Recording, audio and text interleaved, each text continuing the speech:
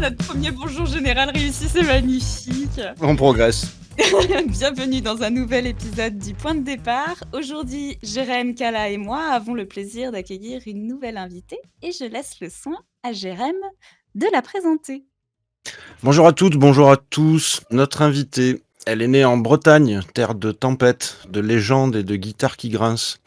À 6 ans, elle avait déjà un violon entre les mains et très vite, elle l'a branché, électrifié et balancé des notes à secouer des dépressions océaniques. Depuis, elle n'a jamais vraiment cessé de jouer, de voyager entre les cordes et les routes. Elle a participé, et participe encore, à de nombreux projets musicaux, de nombreux groupes aux accents toujours un peu rock, à l'esprit toujours un peu celte, le tout avec une énergie scénique qui ne demande qu'à exploser. Depuis quelque temps, elle a franchi un cap, un grand saut artistique. En solo désormais, elle compose, écrit et interprète une musique électronique sombre et mélancolique, où les cordes s'entrelacent aux machines et où ses textes résonnent en anglais comme en breton. Un mélange unique, nourri de tradition, de post-rock, d'esthétique gothique et saupoudré de techno aux lueurs d'aurore boréale. Elle est donc violoniste, auteure, compositrice, interprète, et on vous prévient, n'allez pas lui dire que son violon n'est pas rock, qu'il soit traditionnel ou électrique, elle en fait une arme de scène. Pas le genre de femme à se laisser impressionner, elle conduit une bécane au bruit bien connu qui fait partie intégrante de son identité, de son mode de vie, et quand elle arrive quelque part, normalement, ça s'oublie pas. Active dans la vie locale, impliquée dans les événements culturels et communautaires, elle est de celles qui font exister les choses par conviction, par passion ou juste parce qu'elle est comme ça, vraie, authentique, sans fioriture, humble. Et ben ça, chez le Point de départ, on aime beaucoup. Laissons donc la place à notre invitée et nous recevons aujourd'hui Jessica Delot. Bienvenue. Merci beaucoup, merci. Est-ce que tu as quelque chose à ajouter à cette présentation ? Non, rien, franchement, je pense que c'est la première fois que j'entends une présentation si complète, si jolie, si poétique. Voilà, c'est vraiment assez impressionnant et assez intimidant presque, même si on se connaît un peu. Je crois que c'est la partie préférée du podcast pour moi. J'adore. Systématiquement, je vais te dire, je suis allée écouter un peu les anciens podcasts forcément pour voir un peu à quelle sauce j'allais être mangée. Et il y a une fille que vous aviez invitée, graphiste, pareil, je crois qu'elle a eu une réaction un peu similaire à la mienne. Je pense que ça fait presque un peu monter les larmes. Non mais vraiment, c'est super classe, merci. Trop bien. J'y prends beaucoup de plaisir en tout cas. Et nous aussi. On adore voir vos réactions. Je trouve ça génial, vos réactions à chaque fois. Jérém excelle dans cet exercice. Après tout, exactement. C'est un peu son activité aussi. Tu devrais. Non, je vais pas le dire. Je devrais en faire mon métier, c'est ça que tu ça. voulais dire. Je vais arrêter avec cette blague, c'est promis. Plutôt que vous demander comment ça va, je vous propose qu'on partage une petite phrase inspirante qui décrit un peu le mood dans lequel on est actuellement. Ouais. Jessica, quelque chose. Tu aurais une petite phrase à nous partager ? Ouais, alors c'est pas vraiment une petite phrase, mais c'est plutôt en fait le titre de mon EP qui va sortir bientôt. Ça s'appelle Better Fate. Alors une traduction directe pour ceux qui sont pas bilingues. Ça veut dire pour moi du coup un meilleur destin, une meilleure destinée. C'est exactement dans cette optique et dans ce mood que je suis en ce moment. Alors moi j'en avais préparé une, mais je vais en rajouter une autre. Celle que j'avais préparée, c'était la recherche, c'est commencer dans l'enthousiasme de l'exploration et terminer face à l'angoisse de l'infini. Ah oui. Ouais, c'est pas tellement positif ça, Marine. C'est vachement plus loin. La recherche, je répète, la recherche, c'est commencer dans l'enthousiasme de l'exploration et c'est terminer face à l'angoisse de l'infini.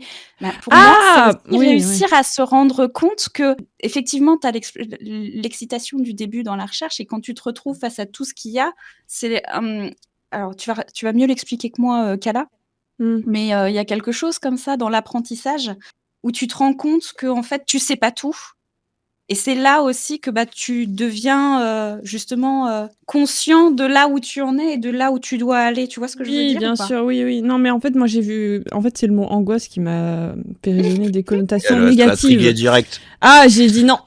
Comment ça, angoisse ? Non, mais je vois ce que tu veux dire. Oui. Et, sinon, la deuxième phrase inspirante, c'est si tu sens que t'as mal, c'est que t'es vivant parce que je suis malade comme un chien. Et que du coup, si vous m'entendez tousser, c'est non. Oui, mais tu es bien en vie du coup. Voilà. Félicitations. Mais je suis du coup bien en vie. J'adore. Pas S'il y a un mal. éternuement qui arrive, je risque de casser mon micro, ne soyez pas étonnés. Jérém, ça fait un peu écho à l'histoire du Better Fate, je pense. Seule une vocation, un appel, une mission peuvent faire dépasser l'ego. Moi, c'est un peu un mantra créatif du moment, en fait. C'est que, justement, considérer qu'on répond à un appel ou à une mission, bah, c'est pas du tout l'ego, justement. C'est se sacrifier à la cause, presque, d'une certaine manière. C'est répondre à un appel de quelque chose qui nous dépasse et dire, je vais y mettre toute mon énergie et justement me laisser de côté, en fait. Laisser s'exprimer ce que j'ai à dire, travailler là-dessus et laisser mon moi complètement de côté. Voilà, c'est comme je suis en pleine phase créative et d'écriture, c'est ce qui m'anime un petit peu en ce moment. j'aime bien. Aussi. Moi, j'en ai une qui va faire écho surtout chez les artistes, je pense. C'est une phrase de monsieur Picasso qui dit apprendre les règles comme un professionnel afin de pouvoir les briser comme un artiste. Oh, j'adore. Ah ouais, ça Voilà. marche bien, ça. Je savais que ça allait vous plaire, les artistes. Ouais, Donc, c'est vrai. Non, j'avais jamais entendu ça, mais ça marche très bien, carrément. La phrase est très vraie. Je m'arrêterai à la phrase est très vraie. Ah non, Ouais, mais alors j'imagine. attendez, non, parce que vous me connaissez, moi je suis la spécialiste des pieds dans le plat. À tous les coups, c'est une personne problématique. Oui. Et à tous les coups, je ne suis pas au courant. C'est toujours comme ça avec moi. Excusez-moi. On va s'arrêter à la phrase. Donc, apprenez les règles comme un pro afin de pouvoir les briser comme un artiste. Et puis, c'est tout. Je l'ai. Mais tu sais que je t'en veux pas parce que c'est un artiste qui est connu mondialement et je l'ai étudié et j'ai étudié ses œuvres et son travail pendant des années. Je l'ai admiré jusqu'à ce que je sois au courant. Et j'avoue que c'est quelqu'un que du coup je préfère informer parce que je sais aussi que toi ça te touche et que du coup vaut bien mieux te sûr. le dire. Mais oui, c'était pas quelqu'un de très très bien dans sa vie, ce monsieur. Même si effectivement il a fait un travail qui était incroyable. Toutes mes excuses pour l'homme alors, mais juste retenez la phrase, s'il vous plaît. Bah oui, la phrase, elle est géniale. Mais oui, la phrase. Elle est très très vraie. Elle est très très vraie quand t'as parce bouffé. que Moi, c'était mon cas sur les autres instruments, et j'imagine que Jess, c'est pareil. Quand t'as bouffé au début l'académique avec. Tu commences un instrument petit pour arriver à t'en émanciper derrière. T'arrives à le faire parce que t'as bouffé l'académique, mais tu dis au bout d'un moment, c'est bon, merci avec votre cadre, moi je vais créer autre chose, quoi. Bah c'est ça. En fait, c'est ça qui est génial. Ouais, c'est sûr. Même si je pense que ça fonctionne aussi dans l'autre sens, c'est-à-dire qu'à mon avis, il y a pas mal de gens qui n'ont pas vraiment appris les règles, qui n'ont pas appris la technique, qui n'ont pas forcément ce bagage, c'est ça, technique à l'origine, et qui ont quand même su. Alors c'est pas, du coup, il n'y a pas d'histoire d'émancipation des règles ou quoi que ce soit, mais il y a des choses incroyables qui n'existaient pas, quoi. Mais oui, le fait de maîtriser son instrument à 100%, à 1000%, enfin, derrière, on en fait exactement ce qu'on en veut, et ça fonctionne, je pense, dans plein de domaines, et pas seulement dans la musique, pas seulement c'est ça. Dans le côté artistique, quoi. Mais ouais. Ouais, j'allais dire que quel que soit le médium, l'outil, peu importe en fait. Si tu sais t'en servir à la base, que tu connais le fonctionnement de l'outil comme un pro, derrière, effectivement, tu peux apprendre à briser les règles comme un artiste. C'est très très vrai. C'est plus simple, mais je pense que ça suffit même pas en plus. Et j'ai envie même de rebondir parce que ça peut même fonctionner jusqu'à la compréhension du cerveau et ce qu'on peut en faire. C'est ce que j'essaye de faire justement avec l'artichaut, quoi. C'est de comprendre le cerveau au maximum pour en retirer le meilleur, attention, toujours le meilleur, hein, et pour essayer de rassembler autour de l'humain. Donc en fait, ça marche vraiment dans tous les domaines, quoi. La maîtrise. Ouais. Avant d'embarquer Jessica dans nos jeux chelous, est-ce qu'on ferait pas un petit point ensemble sur nos dernières victoires marquantes et nos derniers défis qu'on a pu relever? Mais carrément. Qui est inspiré? Ouais, je veux bien.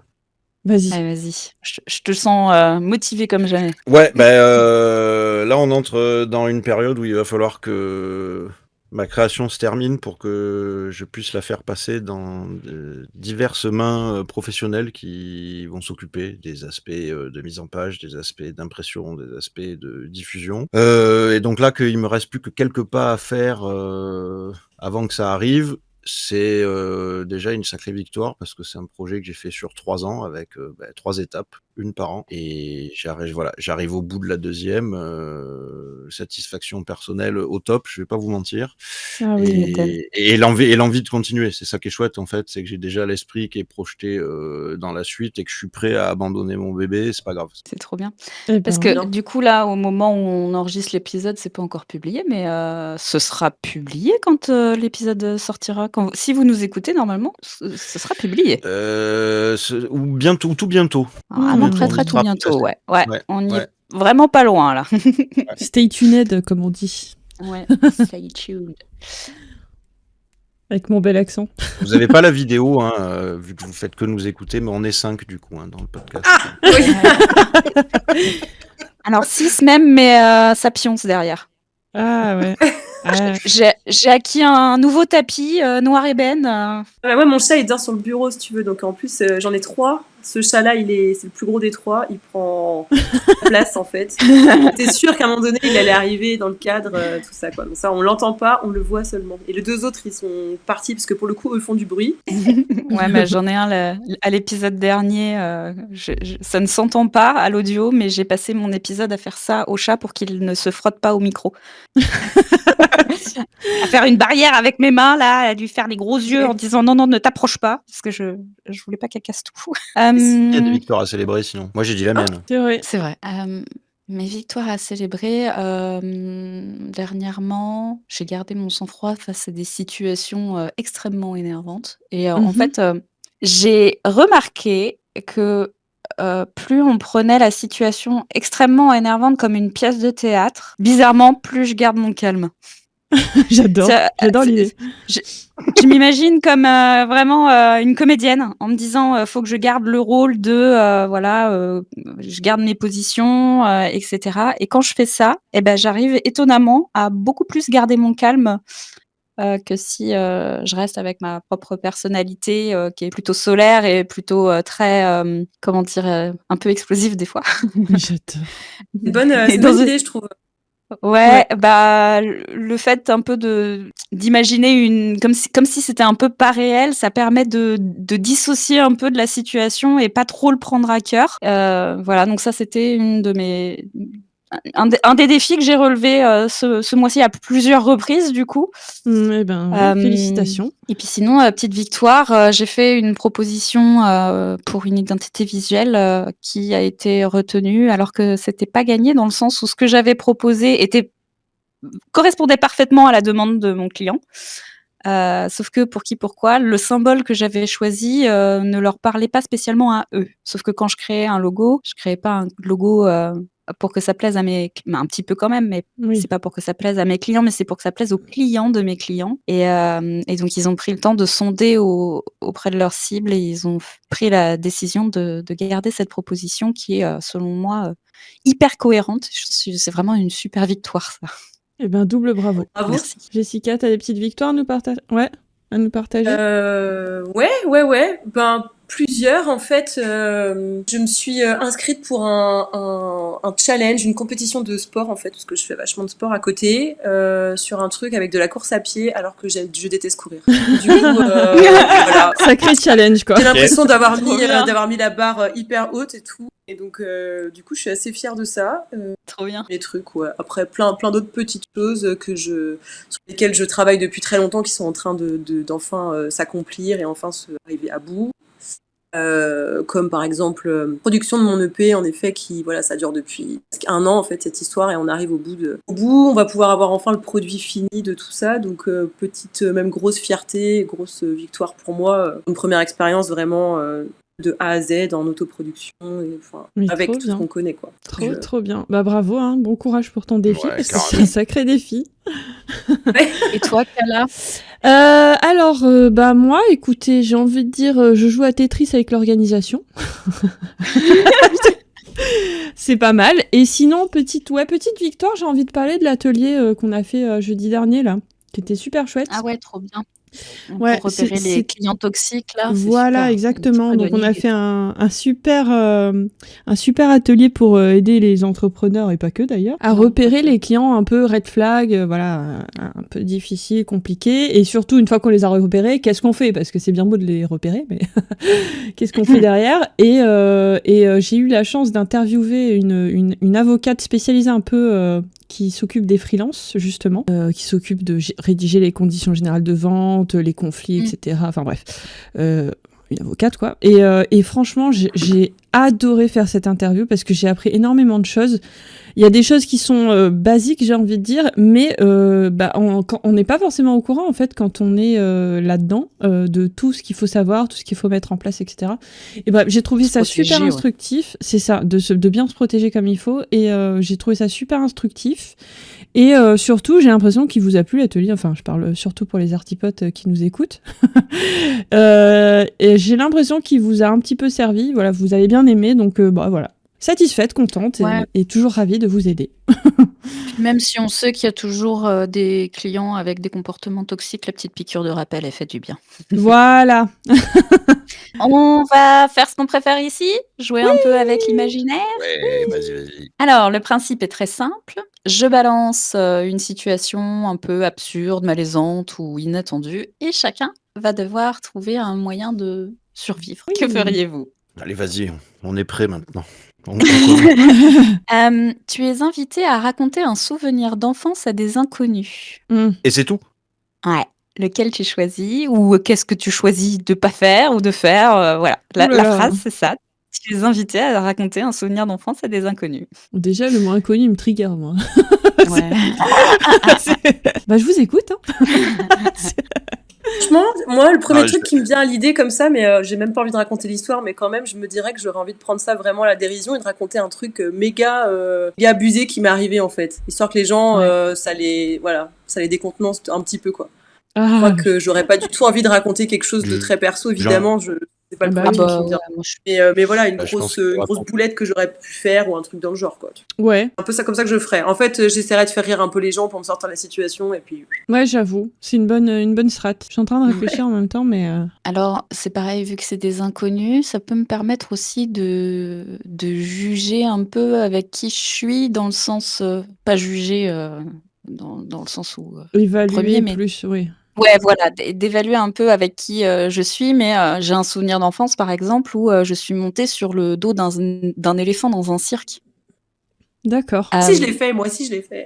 Tu vois, mais ça, c'est un souvenir d'enfance qui m'a marquée parce que aujourd'hui, c'est impossible et heureusement. Mais du coup, le fait de raconter ça, tu rentres pas dans la vie trop privée non plus, puis ça te permet de voir un peu les réactions autour vis-à-vis de l'époque, un peu, tu vois, voir comment les gens se positionnent par rapport à la bienveillance animale, à leur bien-être et puis ou me demander comment moi je l'ai vécu à l'époque et comment je le vivrais maintenant si on me proposait par exemple de refaire la chose.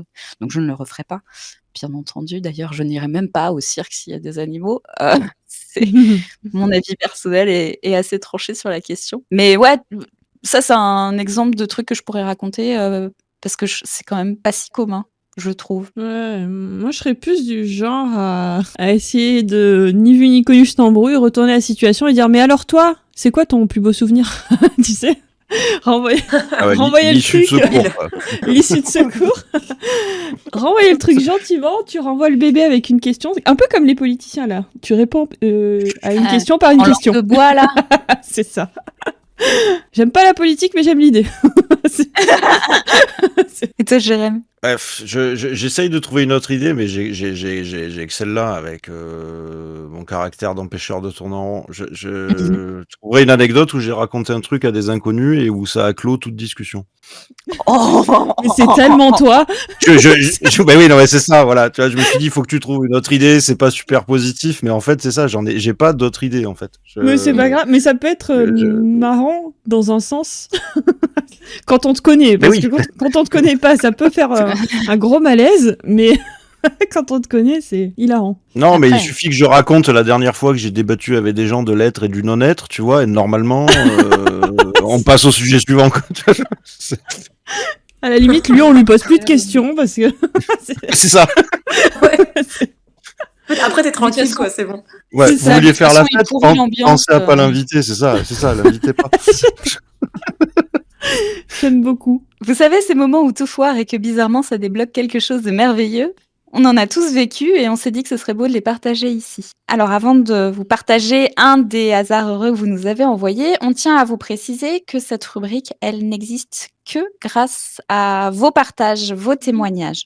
Aujourd'hui, on lit le hasard heureux de Séverine. Séverine qui nous dit « Alors sur le moment, j'avoue que j'ai commencé par me dire que des hasards heureux, j'en avais pas vraiment connu dans ma vie. Et puis, je me suis dit qu'en 50 ans d'existence, ce serait bien étonnant.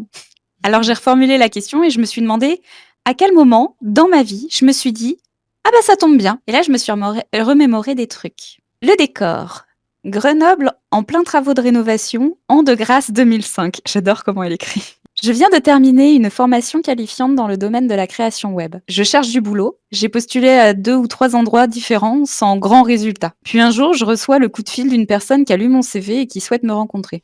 On fixe un rendez-vous assez rapidement et très vite, dès le début de l'entretien, mon vis-à-vis me fait savoir ce qui l'a interpellé dans mon CV. C'est pas ma formation qualifiante, mais le fait que j'ai suivi une formation dans le domaine de la réception en hôtellerie, ce qui me donnait le profil qu'il recherchait, à savoir quelqu'un capable d'accueillir la clientèle dans son magasin de vin et liquoreux. Ça tombait bien pour lui parce que certes, il cherchait quelqu'un pour son site web, enfin pas celui du magasin, pour une autre activité dans le domaine viticole, le poste que je visais d'ailleurs, mais que du coup, mon profil collait vachement bien à ce qu'il cherchait pour toute sa nouvelle boutique. Bon, et puis c'est pas ce que je cherchais au départ. Ça tombait bien pour moi aussi qu'il cherchait du boulot. Un boulot plutôt pas mal payé puisqu'il m'a collé le titre ronflant d'assistante de direction avec le salaire de base de la profession qui était mieux que le SMIC. Note, après ce boulot, nous sommes partis nous installer en Angleterre. J'ai jamais bossé dans le domaine de la création web et j'ai jamais utilisé les compétences acquises au cours de ma formation, rien ou alors que pour moi-même.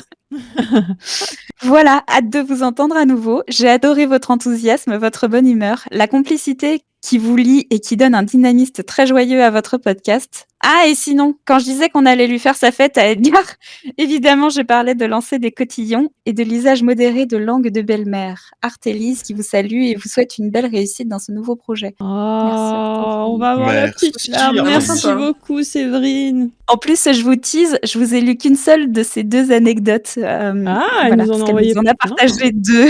Quel plaisir. Incroyable histoire. Est-ce que toi, ça t'est déjà arrivé aussi, Jess, un truc comme ça où c'était pas du tout prévu, ou alors, c'était très, très mal parti et que finalement, tu en as fait quelque chose, de vraiment chouette? Ben ouais, écoute, c'est marrant parce qu'à entendre cette histoire que tu viens de nous lire, en fait, il m'est arrivé quelque chose d'un peu similaire il y a quelques années. Franchement, j'aimerais bien vous exactement quand, mais je sais pas, peut-être il y a 10 ans de ça, quoi. En fait, j'étais déjà violoniste et pareil, je cherchais du boulot parce que je venais de déménager. En fait, je suis arrivée sur Rennes et j'avais pas de taf. En fait, j'ai postulé de manière, enfin voilà, spontanée dans pas mal d'écoles de musique, d'associations qui proposaient des cours. Voulant pour voilà donner des cours de violon, la seule chose que je savais vraiment très bien faire, voilà, à ce moment-là, quoi. Et en fait, on m'a accueilli dans une association sur Rennes qui s'appelle La Bouèze, je pense qu'on peut le citer. Et en fait, c'est une association qui fait perdurer la culture bretonne, mais plus spécifiquement, pardon, de la Haute-Bretagne. Donc c'est vraiment un truc un peu de niche, quoi. En fait, ils donnent aussi des cours de musique, surtout des cours d'accordéon diatonique. Et un petit peu de violon, de flûte, enfin ils font pas mal de choses, ça existe toujours aujourd'hui. J'ai eu un entretien en pensant que j'allais postuler vraiment pour ce poste de prof de violon, et en fait le gars m'a dit bah en fait avec le profil que t'as, ce serait vachement plus intéressant que tu nous aides sur la communication, sur la rédaction de tu vois, pour la relation presse, ce genre de choses, quoi, que j'avais jamais fait auparavant. Et je me suis retrouvée un peu télescopée là-dedans avec un boulot en CDI en chargée de com d'une association dans un... Mais excellent. Un petit peu, bien sûr, à l'époque, mais pas non plus tant que ça. Et ce gars-là, à l'époque, m'a appris pas mal de choses, enfin vraiment quasiment tout ce que je connais aujourd'hui dans la presse, et voilà, même si je me suis reformée par la suite. Et voilà, je me suis retrouvée à faire ça pendant des années, et du graphisme, et du RP, et tous ces trucs-là. Et donc, j'ai jamais donné un seul cours de violon à la Bouèze, en fait. Voilà. Incroyable. Débouché derrière sur d'autres boulots, d'autres trucs, voilà, où j'ai fait de la com pour des festivals, motoculteurs, Mais par exemple. waouh. C'est trop bien. C'est-à-dire, c'est en fait, on se rencontre parce que t'as raté tes cours de violon, du coup. Ben ouais, c'est ça.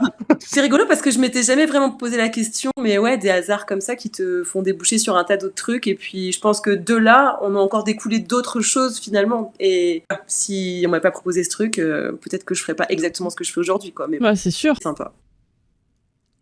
Si vous aussi, chers auditeurs, vous avez des hasards heureux, on vous invite à nous les partager par email à contact@lepointdedépart-podcast.fr. Ça peut être un dessin raté, un projet mal parti, une rencontre improbable qui finalement a débouché sur un résultat incroyable et inattendu. On les lira ici petit à petit parce que c'est aussi ça, créer.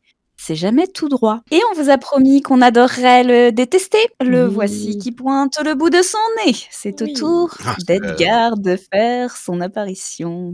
Tin, tin, tin. Alors Jessica et Edgar, n'est-ce pas? La pression monte là. On s'est mis d'accord dans le tout premier épisode. Tu as le devoir de lui répondre.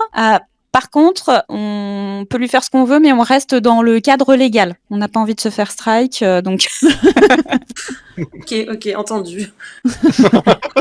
Jessica, tu es là dans ton quotidien bien réglé. Tu sais faire, tu connais le chemin. Et pourtant, depuis quelques jours, ça gratte un peu. Une petite envie de changer de terrain, de tenter autre chose. Pas énorme, pas révolutionnaire, mais juste assez pour faire battre le cœur un peu plus fort. Tu commences à l'imaginer. Tu te dis... Et si j'essayais? Et presque aussitôt, Edgar s'invite. Il s'assoit tranquillement, les mains croisées derrière la nuque. Pourquoi faire? Tu sais déjà faire ça et ça marche. Changer, c'est risqué. Et puis si tu changes, c'est que t'étais pas sûr de toi, non? C'est que tu doutes. Et douter, c'est dangereux. Reste douter, c'est plus sage.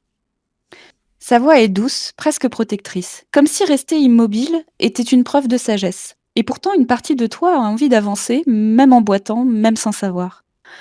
Alors toi, Jessica, est-ce que ça t'est déjà arrivé cette lutte intérieure entre le confort rassurant et l'envie d'explorer ailleurs? Comment tu fais, toi, pour oser sortir de la zone connue, malgré Edgar qui insiste pour que tu restes assise bien sagement?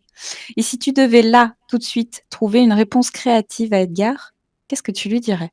Ok. En fait, c'est pas si compliqué que ça pour moi de répondre à cette question parce que c'est quelque chose qui m'est clairement arrivé. En fait, ce que tu décris là, c'est exactement la situation dans laquelle j'étais juste avant de, bien sûr, sortir de ma zone de confort. C'est étonnant. Edgar, je le prends et je lui dis ce que je ferais. Vachement on a dit le cadre légal. On a dit qu'il fallait rester dans le cadre légal. Mais bon.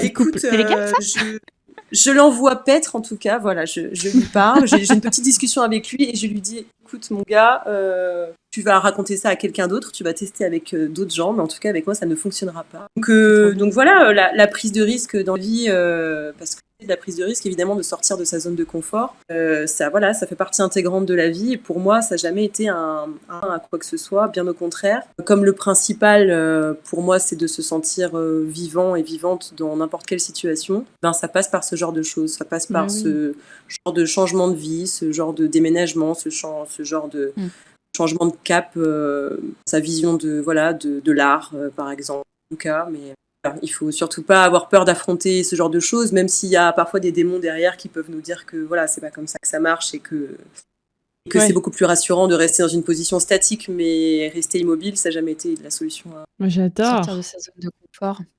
Très bonne réponse en tout cas. Ouais, j'aimerais bien rajouter une question suite à ce que tu viens de dire. En fait, ça fait longtemps que je te la posais et je trouve que l'occasion du podcast est chouette. Alors, qu'est-ce que ça fait la scène en solo? qu'est-ce que ça fait la scène en solo? La scène en solo, ça fait du bien. Ok. Démarrer, déjà, c'est la chose la plus importante. Ça fait du bien, en même temps, ça fait peur. Ça faisait pas peur quand c'était juste un projet, mais c'est devenu effrayant quand ça s'est réalisé, en réalité. Tu m'étonnes. Parce que tu vois mis devant, dans le fait accompli, quand t'es dedans vraiment, clairement, dès qu'il y a des problèmes techniques, dès qu'il y a ce genre de choses, t'es vraiment méga seul au monde, donc il faut vraiment que tu t'assumes à 100%. Et à la fois, quand c'est ton désir depuis déjà des années, au final, tu peux pas... en fait, tu assumes. Il n'y a aucun problème avec ça, quoi. Et en fait, c'est hyper bien parce que tu fais exactement ce que tu veux à 100% surtout. En fait, tu es vraiment maître de la situation et maître de ce que tu proposes aux gens à fond. Et c'est vraiment ce qui fait la différence avec tout le reste. Parce que même si tu t'entends hyper bien avec un groupe, avec du monde avec qui tu peux collaborer de manière générale, on va dire, évidemment, on est tous très différents, en fait. Bien On sûr. a l'impression d'être identiques, on ne l'est pas, en fait. Et il y a plein de choses, de micro-informations, de micro-choses que tu n'as pas envie de faire passer ou que tu as envie de faire passer. Ça, tu peux le gérer pour moi que quand tu es vraiment seul à décider. Mais c'est hyper Donc, en fait, c'est courageux. bien, c'est que du plus. C'est hyper courageux comme décision, en tout cas, je trouve. Courageux de passer d'un espèce de confort où tu peux, entre guillemets, t'appuyer sur d'autres personnes en cas de galère, etc., à se dire, ok, là, je suis seule et je peux compter que sur moi et moi-même et j'y vais, quoi. Franchement, bravo. Ouais, merci. Mais en fait, c'est du courage et à la fois, c'est aussi tellement un besoin Ouais. que tu finis par tout. C'est ça, ça finit par te libérer. dans les veines, en c'était fait. au fond de moi, en fait, ouais, j'avais vraiment besoin de le faire, quoi. Si tu veux, sans forcément faire une croix sur tout le reste et dire, maintenant que je fais de la musique en solo, que je propose des choses en solo, je fais comme... Je ferais que plus que ça, bien sûr que non, parce que j'adore jouer avec les autres et j'apprécie d'autant plus jouer avec d'autres parce que j'ai cette expérience aussi en parallèle, quoi. Mais oui, c'est tellement profond, en fait, comme désir que tu prends le package complet, quoi. C'est-à-dire, tu prends aussi les trucs négatifs avec. C'est génial. Bravo. Mais c'est dans l'entrepreneuriat, tu as forcément ce truc-là où le désir d'entreprendre la chose, même en sachant que tu vas être seul, et quand il est supérieur à tout, faut y aller, quoi. Faut vraiment se lancer. C'est dur, c'est pas la question. Du coup, encore une fois, c'est super courageux. Mais en fait, il y a que comme ça qu'on peut s'épanouir pleinement, je pense. Je pense. Après, tu sais, il y a aussi sans doute évidemment des types de personnalités. C'est-à-dire que je pense qu'il y a des gens qui trouveront jamais leur confort et jamais leur bonheur dans ce type d'expérience, par exemple, tu vois. Bien sûr. Ça va passer par autre chose. Vraiment, là, je parlais vraiment pour les gens qui ont cette fibre entrepreneuriale, dans le sens où le besoin de faire la chose, d'entreprendre la chose, de mettre le truc en route, de remplir cette page blanche au départ seul, c'est un besoin viscéral. Tout le monde n'a pas ça, hein. J'en connais des gens qui ont lancé des sociétés, des entreprises qui sont lancées aussi et qui, par exemple, veulent pas lâcher leur boulot principal, non pas pour des questions financières, mais parce que l'entrepreneuriat, la solitude de l'entrepreneuriat et tout ce que ça implique leur fait trop peur. C'est pas ça veut pas dire qu'ils aiment pas ce qu'ils font pour autant, mais le fait de faire ça seul, c'est beaucoup plus stressant que ça ne peut apporter du positif. Et dans ce cas-là, effectivement, c'est pas la peine de se lancer. Mais quand c'est viscéral, que tu sais que il y a que ça qui peut te faire vibrer, faut le faire. Faut le faire parce que ça peut forcément que donner des choses merveilleuses. Mais oui. Et je pense, je sais pas ce que vous en pensez, mais ça rebondit sur la phrase que je balançais en début d'épisode. J'ai l'impression que quand c'est vraiment viscéral comme ça, c'est plus une question d'ego. C'est plus une envie de vouloir se mettre en avant, de vouloir être seul, de vouloir être le héros de sa propre histoire. En fait, non, c'est que tu touches presque à la survie, en fait. Au moins mentalement, tu vois. Un truc où si tu le libères pas, et du coup, moi, quand ça m'est arrivé sur mon activité solo, quand t'es seul, le public a l'impression que tu te mets en avant. Alors qu'en fait, toi, quand tu travailles ton truc, t'es tout sauf sur un piédestal. T'es les pieds dans la glaise et au travail, en fait, tu vois, tu travailles et tu te consacres à quoi, tu te dévoues presque à la cause que tu veux transmettre. Ouais, c'est ton travail que tu mets en avant. Ouais. C'est pas toi, c'est ton travail, ton art, le résultat que tu mets en avant, mais pas toi-même. C'est pas pour ça d'ailleurs qu'on le fait. C'est vraiment dans la transmission de ce qu'on fait. La perception, si, c'est très clair, mais pour moi c'est ça, et la perception des gens du de ceux à qui ça s'adresse finalement de l'extérieur, et c'est parfois très mal compris en fait. Ce que tu disais en fait, c'est exactement ça, quoi. C'est que t'as tout de suite l'impression, elles ont l'impression parfois que si tu fais ça, c'est parce que t'as vraiment envie de mettre encore une fois, l'ego et ta personnalité, ce truc en avant, quoi. Tu vois, comme tu l'expliquais très bien, c'est beaucoup plus que ça. Beaucoup plus que ça. Enfin... Heureusement que non. Bah oui. Non, heureusement que non. Même si on a quand même tous une petite part, quand même, je pense, de ça. Et l'ego, il existe évidemment, mais on a tous de l'ego. Pas le principal, quoi. Avant de se quitter, oui, parce qu'on est bientôt déjà. À la fin de l'épisode. Chers auditeurs. Ouais, déjà. On aime bien partager une petite recommandation créative, chacune. Ça peut être un livre, une musique, un podcast, une recette, un truc qui vous a fait sourire, peu importe. Je vous en prie, allez-y, tour de table. Ouais, moi j'ai un livre, si vous voulez. Tu vois. Ouais, Pour une fois, c'est pas Jérém. Mais vous savez que j'ai un très grand amour pour Cultura et les livres, hein. Ça c'est pas. Alors le livre s'appelle Flow créatif. F-L-O-W. Alors, je sais pas si vous connaissez un peu l'état de flow, cet état justement où on est un peu dans le bien-être, où on est un petit peu absorbé par ce qu'on fait, un état intense, enfin...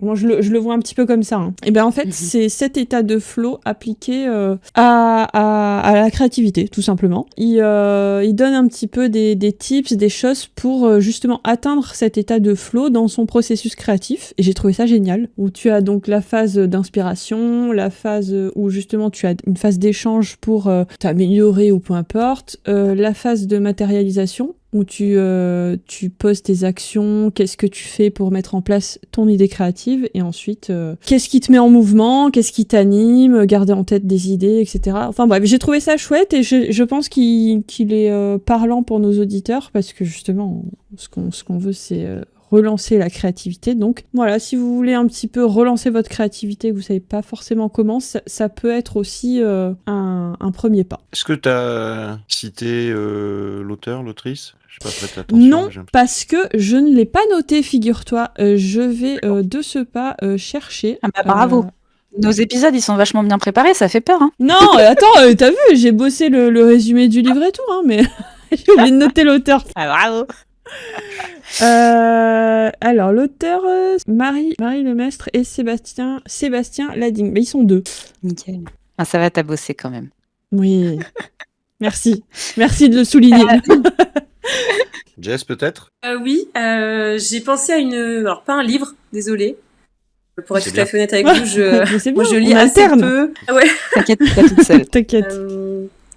Je propose une série que j'ai découverte récemment qui s'appelle Dark, qui est sortie en 2017, plutôt science-fiction, voilà, où c'est une série allemande, hyper bien faite, très très belle, et moi je suis assez attachée à l'esthétisme des choses, dans la photo, tout ça, donc la série c'est quelque chose d'assez lent, d'assez profond, mais voilà, mais c'est très beau, assez sombre aussi, et ça parle de, en gros, une perception du temps qui serait différente dans un autre monde, ce serait comme si finalement, et les choses se répètent en quelque sorte tous les 33 ans, et c'est assez philo finalement sur les bords, ça fait quand même réfléchir à un tas de trucs, comment on ferait si des mondes en fait parallèles mais similaires pouvaient exister, si on pouvait changer les événements finalement en revenant en arrière ou en partant dans le futur, enfin voilà, c'est assez cool, franchement, je vous la conseille. C'est dispo sur quoi? Sur quelle plateforme? Netflix.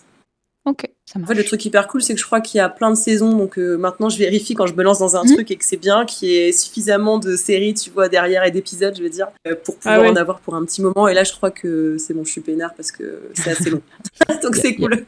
Il y a 18 saisons, donc... Et voilà, ouais. Alors moi, j'ai 2 recommandations, dont une que j'aurais pu inclure dans les victoires, défis, tout ça. J'ai oublié de vous en parler, mais sachez-le, je suis maintenant secouriste en santé mentale. Oui, félicitations. Merci. Donc c'est une formation sur 2 jours qui peut même s'étaler sur plusieurs semaines si vous le faites en ligne, parce que c'est possible de le faire en ligne, hein, contrairement à la formation des premiers secours physiques. Il n'y a pas de gestes à proprement parler. On va surtout parler d'écoute et de manière d'accompagner les personnes qui sont en souffrance psychologique. Et du coup, on peut le faire en distanciel. C'est une formation qui peut être prise en charge par les organismes financeurs. Et elle coûte sinon 250 €. Et honnêtement, ça peut sauver des vies. Donc, je vous conseille d'aller regarder sur le site de PSSM, donc Premier Secours en Santé Mentale, PSSM France, pour trouver un organisme de formation près de chez vous ou pas, vu que ça peut être fait en distanciel, pour vous former. Ouais, ça peut sauver des vies. Et sinon, j'ai une deuxième recommandation créative cette fois-ci. Je suis sur Instagram le compte d'un studio de mosaïque qui s'appelle Shifumi Studio. Ça s'écrit comme ça se prononce, hein. Et en fait, ce sont des mosaïstes professionnels qui travaillent pour les professionnels, notamment sur, les marques et notamment tout ce qui est professionnel de l'hôtellerie, de la restauration et cetera. Ils sont sur Nantes. Leur processus de création est magnifique, c'est hypnotisant, c'est très Ah oui, satisfaisant c'est à et voir. vraiment le résultat, il est féerique, j'ai envie de dire. À chaque fois, ça c'est un travail de minutie, qui est énorme et c'est très, très beau. Bah, merci. À moi. Oui. Oui. C'est un concert qui, Oui. au moment où l'épisode sera diffusé, n'aura pas encore eu lieu, qui est aussi peut-être l'occasion de se croiser, parce que j'y serai. Le trio Belzebong sera à Nantes, au Ferrailleur, Trop le bien. 3 décembre. Ceux qui craignent, oh là là, les Rocco de Jérém, toujours un truc de métalleux. Il n'y a pas de chanteur, alors tout le monde se détend, c'est instrumental, donc on ne va pas me dire c'est quelqu'un qui gueule. Et sinon, bah, c'est comme son nom l'indique, quoi. Ça va pas être très rapide et je vous laisse retrouver les mots d'origine de Belzebong, quoi. Pareil, on va pas se faire striker sur les plateformes. C'est ouais, en grande partie. OK. C'est particulièrement rare en France, c'est particulièrement rare en concert de manière générale et OK. encore plus en France. Voilà, je le conseille vivement à tout le monde parce que ce sera tout autant planant que lourd et ce sera certainement un bon moment. Est-ce que c'est un truc qui est tolérable pour mes petites oreilles ou pas? Eh ben justement, je pense parce qu'il n'y a pas de voix, donc Ouais, ça devrait bon. pouvoir passer pour toi. Alors, pour abonder dans ton sens, Jérém, je déteste le métal. Et sachez que Marine et Jérém m'ont fait découvrir des choses que je ne pensais pas être du métal. et j'ai aimé, figurez-vous. Non, on a été obligé de reprendre toute son éducation à Ah, zéro. c'était terrifiant. Hein. Parce que moi, C'était j'ai un dit, travail ouais, de longue haleine, hein. quand je leur ai dit j'aime pas le métal à part Evanescence, bon, c'était... Oh la vache, la syncope. Pardon, il fallait voir leur tête, c'était fabuleux. Mais non, mais j'irai écouter en tout cas. J'irai peut-être pas jusqu'à aller au concert, mais j'irai au moins écouter. Merci Jessica d'avoir été avec nous. On espère que Merci ce à vous. nouvel épisode en compagnie de Jessica vous a plu, qu'il vous donne envie de revenir, de créer ou juste de rêver un peu. Et si c'est le cas, le meilleur moyen de nous soutenir, c'est de vous abonner au podcast, de le noter 5 étoiles, de le partager autour de vous et surtout de nous envoyer vos... Ça rend heureux. Même les petits, même ceux qui vous paraissent insignifiants, c'est souvent eux les plus beaux. Vous pouvez communiquer avec nous pour dire que vous avez rigolé, pour dire que vous avez aimé les anecdotes, ça marche aussi. On se retrouve très vite pour la suite. Merci d'avoir été là vraiment. Et Jérém, d'habitude, tu nous remets des glaçons. Tu veux pas nous remettre des marshmallows, là, s'il te plaît? Ah ouais, on met à griller les marshmallows dans la cheminée là. Ah, je sais. Cocktail, bienvenue la raclette.